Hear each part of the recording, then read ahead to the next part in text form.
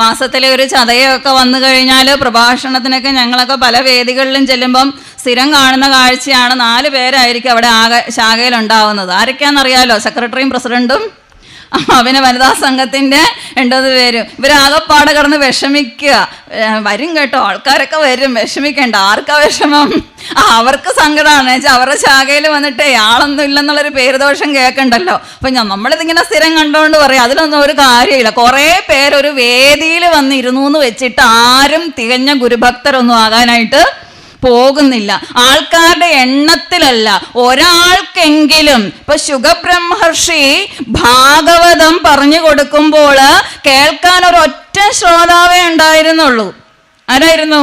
പരീക്ഷത്ത് എന്ന് പറയുന്ന ഒരൊറ്റ ശ്രോതാവേ ഉണ്ടായിരുന്നുള്ളൂ. പക്ഷെ പരീക്ഷത്തിന് കിട്ടേണ്ടത് കിട്ടി എന്ന് വെച്ചാൽ എന്താണ് ആത്മതത്വം എന്ന്, എന്താണ് ആത്മാവ്, ശരീരം, ഇതെല്ലാം വ്യക്തമായിട്ട് ആർക്ക് മനസ്സിലായി? പരീക്ഷത്തിന് മനസ്സിലായി. അപ്പൊ കുറെ ആൾക്കാർ കയറി വന്നിരുന്ന വേദിയിലിരുന്ന കഥകളെല്ലാം കേട്ടത് കൊണ്ടൊന്നും നമുക്കവിടെ വലിയ മാറ്റങ്ങളൊന്നും വരാൻ പോകുന്നില്ല. പക്ഷെ ഒരാൾക്കെങ്കിലും തോന്നുകയാണ്, അയ്യോ ഗുരുവിനെ കുറിച്ച് കേട്ടല്ലോ, അല്ലെ ഗുരുവിന്റെ കൃതികളെ കുറിച്ച് പഠിച്ചല്ലോ, അല്ലെ പറഞ്ഞല്ലോ, ഇത് ഞങ്ങൾക്ക് ഇതൊന്ന് പഠിക്കണം കേട്ടോ. അല്ലെങ്കിൽ ഗുരുവിൻ്റെ ക്ഷേത്രപ്രതിഷ്ഠകളെ കുറിച്ച് പറയുമ്പോഴും ഇപ്പൊ കഴിഞ്ഞ ദിവസം വാരണപ്പള്ളി തറവാടിനെ കുറിച്ച് ഇങ്ങനെ പറയുന്ന സമയത്ത് ചേവണ്ണൂർ കളരി, നാരായണ ഗുരുദേവൻ ചേവണ്ണൂർ കളരിയിൽ കുമ്മംപള്ളി രാമൻപിള്ള ആശാൻ അധ്യാപകനായിരിക്കുന്ന ചേവണ്ണൂർ കളരിയിൽ തൻ്റെ സംസ്കൃതത്തിലെ ഉപരിപഠനത്തിനായി പോകുന്ന സമയത്ത്, ചേവണ്ണൂർ കളരിയിലെ പഠനമൊക്കെ നടക്കുന്ന സമയത്താണല്ലോ ഗുരുവിന് ശ്രീകൃഷ്ണ ദർശനമൊക്കെ ഉണ്ടാവുന്നത്. അപ്പോൾ ആ ചേവണ്ണൂർ കളരിയുടെ ഒരു അവസ്ഥയൊക്കെ വളരെ ദയനീയമായിട്ട് കിടക്കുകയായിരുന്നു. അതിങ്ങനെ കാട് പിടിച്ച്, ഗുരുവിൻ്റെ പാദം പതിഞ്ഞ ഒരു പുണ്യഭൂമി ഇങ്ങനെ കാട് പിടിച്ച് ആ കെട്ടിടമൊക്കെ വല്ലാത്തൊരവസ്ഥയിൽ കിടക്കുമ്പോൾ വളരെ സങ്കടത്തോടു കൂടി അവിടുന്ന് പോന്നിട്ടുണ്ട്. പക്ഷേ കഴിഞ്ഞ ദിവസം ചേവണ്ണൂർ കളരി കണ്ടപ്പോൾ ഭയങ്കര സന്തോഷം തോന്നി. കാരണം അത് ഒരു പ്രവാസി ഗ്രൂപ്പായ മുരളിയ ഫൗണ്ടേഷൻ അവരത് ഏറ്റെടുത്ത് ആ ചേവണ്ണൂർ കളരിയൊക്കെ നല്ല സുന്ദരമാക്കി അത് ശിവഗിരി മഠത്തിന് വിട്ടുകൊടുത്തു അല്ലേ. 2 കോടിയിലധികം രൂപ ചെലവഴിച്ച് അവരത് ശിവഗിരി മഠത്തിന് വിട്ടുകൊടുത്ത് ഇന്നിപ്പോൾ ചേവണ്ണൂർ കളരി കാണുമ്പോൾ നമുക്ക് വളരെയധികം സന്തോഷമുണ്ട്. നിങ്ങൾ പോയിട്ടുണ്ടോ ചേവണ്ണൂർ കളരിയും വാരണപ്പള്ളി തറവാടും ഒക്കെ? ഉണ്ടോ? പോയിട്ടുള്ളവരൊന്ന് കൈ ഉയർത്തിക്കേ. ചോദിക്കാതിരിക്കാൻ പറ്റത്തില്ല, അതുകൊണ്ട് ചോദിച്ചതാണ്. ആരൊക്കെ പോയിട്ടുണ്ട്? ഇതെവിടാ സ്ഥലമെന്നറിയാമല്ലോ. എവിടാണ്? നിങ്ങളുടെ സ്ഥലം ഓതറ അല്ലേ. അപ്പൊ നിങ്ങൾക്ക് ഈ കായംകുളം വരെ പോകണമെങ്കിൽ പാസ്പോർട്ടും വിസയും വേണ്ടല്ലോ അല്ലേ.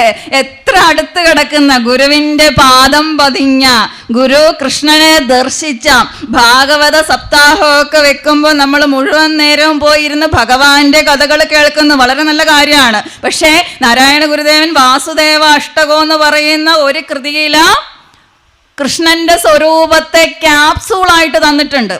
ഭാഗവതം മുഴുവൻ നിങ്ങൾ പഠിച്ചതിന് തുല്യമാണ് ഏത് ചൊല്ലുന്നത്?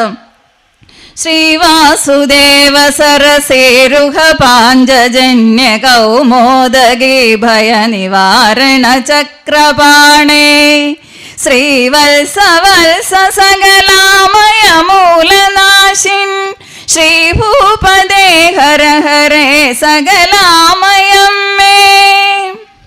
ഇവിടെ ചൊല്ലാറുണ്ടോ? ചൊല്ലുന്നാണല്ലോ അല്ലേ. അപ്പോൾ ഭഗവാൻ വന്ന രംഗമൊക്കെ തൊട്ടങ്ങോട്ട് തുടങ്ങിയോ?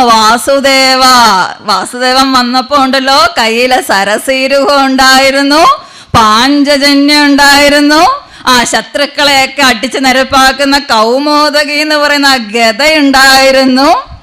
എന്നിട്ട് കൃഷ്ണന്റെ നടപ്പ്, ഇരുപ്പ് ഒക്കെ പറയാം. മഞ്ചീര മഞ്ജുമണി ശിഞ്ചിത പാദ പത്മകഞ്ചായദാക്ഷ കരുണാകര കഞ്ചനാഭ എന്നൊക്കെ പറഞ്ഞ് ഭഗവാനെ സ്തുതിക്കുമ്പോൾ ഗുരുവിന്റെ കൃതികളെല്ലാം നിങ്ങൾ ശ്രദ്ധിച്ചോളൂ. ഭഗവാൻ ആധ്യാത്മികമായിട്ടുള്ള ആത്മാനന്ദത്തിന്റെ അനുഭൂതിയിൽ നിന്നുകൊണ്ടാണ് ഓരോ ദേവനെയും അവിടെ വിളിക്കുന്നത് അല്ലേ. ഗൗരി സഹായ സുഹൃദൂരി കൃതാവയവ ഭൂരിഷു വൈരിഷു തമസൂരി കൃതായുധ നിവാരിത ദോഷ നിജ നാരി കലാല സമന. ആരെ വിളിക്കുന്ന? മുരുകനെ വിളിക്കുക ഗൗരിയുടെ ചെറിയ കുട്ടിയായ കിശോരനായിട്ടുള്ള അല്ലയോ മുരുക, അല്ലെ, സുന്ദരമായിട്ട്. അപ്പൊ ഇങ്ങനെയൊക്കെ പറയണമെങ്കിൽ, അല്ലെ, ഇങ്ങനെയൊക്കെ പാടണമെങ്കിൽ ഗുരു ഇവരെയൊക്കെ എവിടെ കണ്ടു?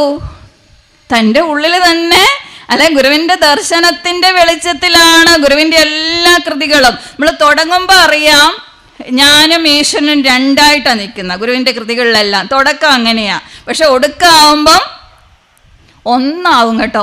നമ്മൾ ഗുരുവിന്റെ കൃതികൾ പഠിക്കുമ്പോൾ ഒന്ന് ശ്രദ്ധിക്കണം. അപ്പൊ ദൈവദശകം മാത്രം ഒന്ന് ഉദാഹരണം എടുത്താൽ, ദൈവമേ കാത്തുകൊള്ളുക അങ്ങ് കൈവിടാതെ ഇങ്ങ് നിൽക്കുന്ന ഞങ്ങളെ. കാരണം ദൈവോപനിഷത്താണ് ദൈവദശകത്തിന് പറയുന്ന ദൈവോപനിഷത്തെന്നാണ്. എന്ന് വെച്ചാൽ ഉപനിഷത്തിന് 3 വിഷയങ്ങളെ ഉള്ളൂ ഇവിടെ.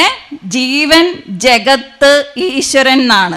എന്ന് വെച്ചാൽ ഈ ജഗത്തിൽ നിൽക്കുന്ന ജീവൻ ആരെ തേടണം? ഈശ്വരനെ തേടണം. അതാണ് എല്ലാ ജീവന്റെയും ലക്ഷ്യം. അങ്ങനെ വരുമ്പോൾ നമുക്കൊരു സംശയം തോന്നും, ഈശ്വരൻ ഇങ്ങനെ മുകളിൽ തന്നെ നിൽക്കുവാണോ? ഈശ്വരൻ എല്ലായിടത്തും നിറഞ്ഞു നിൽക്കുന്ന ആളല്ലേ എന്നൊരു സ്വാഭാവികമായിട്ട് നമുക്കൊരു സംശയം വരും. പിന്നെ എന്തുകൊണ്ട് നമ്മൾ ഈശ്വരനെ അങ്ങ് നിൽക്കുന്നു എന്ന് പറഞ്ഞാൽ, ഭഗവാനെ എവിടെ ഇരുത്താനാ നമുക്കിഷ്ടം? ഏറ്റവും ഉന്നത സ്ഥലത്ത് ഭഗവാനെ ഇരുത്തണം, അല്ലെ? ഏറ്റവും മുകളിൽ അത്യുന്നതങ്ങളിൽ ദൈവത്തിന് സ്തോത്രമെന്ന് ക്രിസ്തു മതത്തിൽ പറയും. അപ്പൊ എന്താണ്? ഈശ്വരനെ ഏറ്റവും ഉയർന്ന ഒരു സ്ഥാനത്ത് ഇരുത്തിരിക്കുക. അവിടെ ഇരിക്കട്ടെ. നമ്മൾ എവിടെ നിൽക്കുന്നു? നമ്മളിവിടെ താഴെ ഭൂമിയിൽ നിൽക്കുന്നു. അപ്പൊ ഭൂമിയിൽ നിൽക്കുന്ന ഞാൻ, ഈ ജഗത്തിൽ നിൽക്കുന്ന ഞാൻ ആരെ തേടണം? ഭഗവാനെ തേടണം, അല്ലേ? അപ്പൊ അവിടെ തുടക്കത്തിൽ രണ്ടായിട്ട് തന്നെയാണല്ലോ. ഞാൻ ഇവിടെ നിൽക്കുന്നു, ഈശ്വരൻ മുകളിൽ നിൽക്കുന്നു. ഇനി അവസാനം വരുമ്പോഴോ, ആഴമേറും നിൻമഹസാ ആഴിയിൽ ഞങ്ങളാകവേ ആഴണം വാഴണം നിത്യം വാഴണം വാഴണം സുഖം. എന്താ പഠിപ്പിച്ചു തരുന്നേ? ആഴമേറുന്ന നിന്റെ മഹസ്സാകുന്ന ആ പരമാത്മ സമുദ്രത്തിലേക്ക് ഞാൻ ആണ്ട് കഴിഞ്ഞാൽ പിന്നെ ഞാനും നീ അവിടെ ഉണ്ടോ? ഇല്ല, അല്ലേ? എന്ന് വെച്ചാൽ ഇനിയൊരു തിരിച്ചുവരവ് വേണ്ടാന്നാണ്. എന്താ ഉദ്ദേശിച്ചത്? ഇനി എനിക്ക് തിരിച്ചിങ്ങോട്ട് വരണ്ട, ഇനി ഒരു ജന്മം എടുക്കാനായിട്ടുള്ള സാഹചര്യങ്ങൾ ഉണ്ടാവരുത്. അപ്പൊ അവിടെ ആഴമേറുന്ന മഹസാകുന്ന ആഴിയിലേക്ക് ആണ്ടു എന്ന് പറഞ്ഞാൽ ഞാനും നീ ഒന്നായല്ലോ. പിന്നെ അവിടെ രണ്ടുണ്ടോ?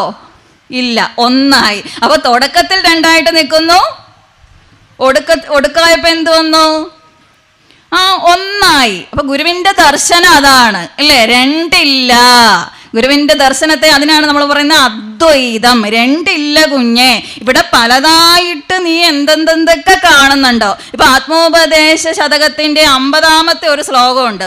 നമ്മുടെ ഗീതാസുരാജ് എന്ന് പറയുന്ന നമ്മുടെ ഏറ്റവും അഭിമാനം, നമുക്കെല്ലാം അഭിമാനിക്കാൻ പറ്റുന്ന അമ്മ, അല്ലേ? ആ അമ്മ ഗുരുവിന്റെ പ്രഭാഷണങ്ങളൊക്കെ പറയുന്ന സമയത്ത് ആത്മസാഗരം എന്ന് പറഞ്ഞ ആത്മോപദേശ ശതകത്തിനൊരു വ്യാഖ്യാനം അമ്മയുടേതായിട്ടുണ്ട്. അതിൽ 50-ാമത്തെ ശ്ലോകം അമ്മ ഇവിടെ പറയുന്നത് എന്താണെന്നറിയാവോ? ഒരു നല്ല മാല, അതിൻ്റെ നടുക്കൊരു ലോക്കറ്റും കൂടി ഉണ്ടെങ്കിൽ, അല്ലെ, ആ മാലയ്ക്ക് നല്ല ഭംഗിയായിരിക്കും. ഇപ്പോൾ ഒരു നെക്ലേസ്, അതിൻ്റെ നടുക്ക് നല്ലൊരു ലോക്കറ്റ് ഇരിക്കുക. അപ്പോൾ അമ്മ അവിടെ വ്യാഖ്യാനത്തിൽ പറയുന്നുണ്ട് 50-ാമത്തെ ശ്ലോകം എന്ന് പറഞ്ഞാൽ ശരിക്കും മാലയ്ക്ക് പറ്റിയ ഒരു നല്ല സുന്ദരമായിട്ടുള്ളൊരു ലോക്കറ്റാണ്. ആ ശ്ലോകം എന്ന് പറയുന്നത് നിലമുട് നീരവത് പോലെ കാറ്റ് തീയും വെളിയും അഹങ്കൃതി വിദ്യയും മനസ്സും അലകളും ആഴിയും എന്ന് വേണ്ട എല്ലാ ഉലകവും ഉയർന്ന് അറിവായി മാറിടുന്നു. എന്ന് വെച്ചാൽ ഈ പഞ്ചഭൂതങ്ങളെല്ലാം, നിലമുട് നീര് കാറ്റ്, നിലം എന്ന് പറഞ്ഞാൽ ഭൂമി എന്നല്ലേ? നിലം എന്ന് പറഞ്ഞാൽ ഭൂമി. പഞ്ചഭൂതങ്ങളെ കുറിച്ച് ഗുരു പറയുമ്പോൾ പലപ്പോഴും പല പേരുകളാണ് ഗുരു അവിടെ പറയുന്നത്. ഇപ്പം ഇവിടെ നിലം എന്ന് പറഞ്ഞാൽ ഭൂമി, നീരെന്ന് പറഞ്ഞാൽ ജലം. പിണ്ടനന്ദിയിൽ പറയുമ്പോൾ എന്ത് പറയുന്നു? നമ്മുടെ ശരീരം 5 സാധനങ്ങൾ ചേർത്താണ് നിർമ്മിച്ചിരിക്കുന്നത്, ഇല്ലേ? ഏതൊക്കെയാണ് പഞ്ചഭൂതങ്ങൾ? 5 എന്തൊക്കെയാണെന്നറിയാലോ? ഭൂമി, ജലം, അഗ്നി, വായു, ആകാശം, അല്ലേ? പിണ്ടനന്ദിയിൽ പറയുന്നില്ല എന്തൊക്കെയായിരുന്നു? മണ്ണും ജലം കനലും അമ്പരമൂടു കാറ്റും എണ്ണിപ്പിടിച്ച് അറയിലിട്ടെറിയും കൊളുത്തി. അപ്പൊ അവിടെ മണ്ണ് എന്ന് തന്നെയാ പറയുന്നത്. മണ്ണ്, ജലം, കനല്, അമ്പരം, കാറ്റ്. ഇവിടെ വന്നപ്പോ ഭാഷ മാറി. ഇവിടെ എന്ത് പറയുന്നു? നിലമോട് നീരതുപോലെ കാറ്റ്, തീയും വെളിയും അഹങ്കൃതി വിദ്യയും മനസ്സും എന്ന് വെച്ചാല് എല്ലാം എന്തായി മാറി? ഈശ്വരനായിട്ട് മാറി.